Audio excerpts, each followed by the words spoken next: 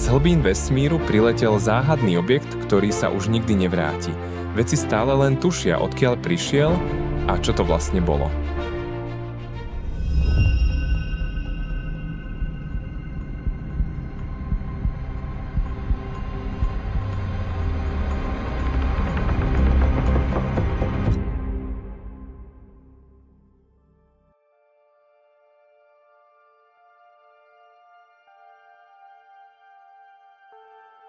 Ahoj a vitaj späť na kanáli Cesta vesmírom. Dnes sa pozrieme na niečo naozaj výnimočné. Kométu, ktorá k nám nepatrí. 3I Atlas je len tretí známy objekt, ktorý k nám priletel z medzihviezdneho priestoru. Ako sa líši od bežných komét? Prečo je jej príchod taký výnimočný?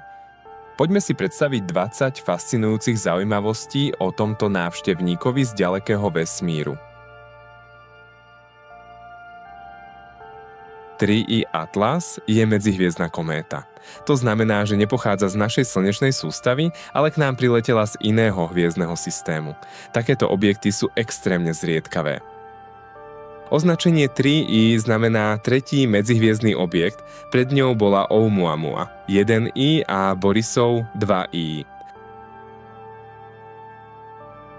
Objavená bola 1. júla 2025 pomocou systému Atlas, ktorý monitoruje oblohu kvôli potenciálne nebezpečným objektom.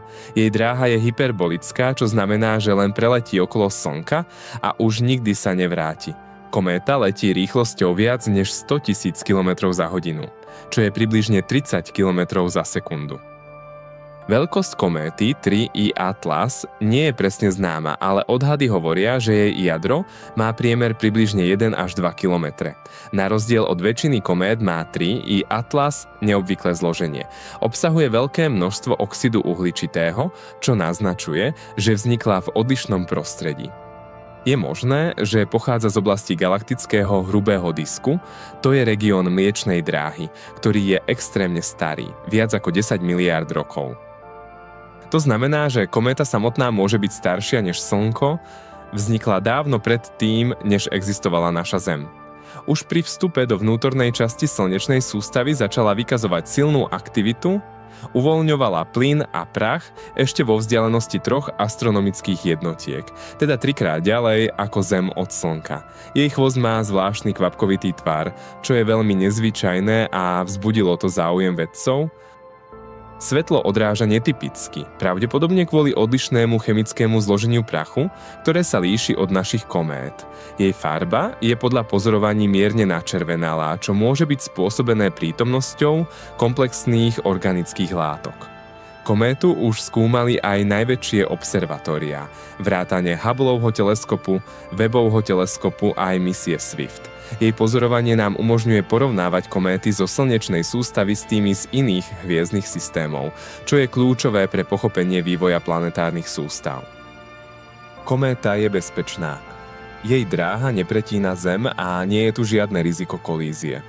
Aj keď sa objavili konšpiračné teórie, že ide o mimozemskú sondu, všetky dôkazy zatiaľ ukazujú, že ide o prirodzené teleso. Jej meno Atlas nemá nič spoločné s gréckou mytológiou. Ide o názov detekčného systému, ktorý ju objavil.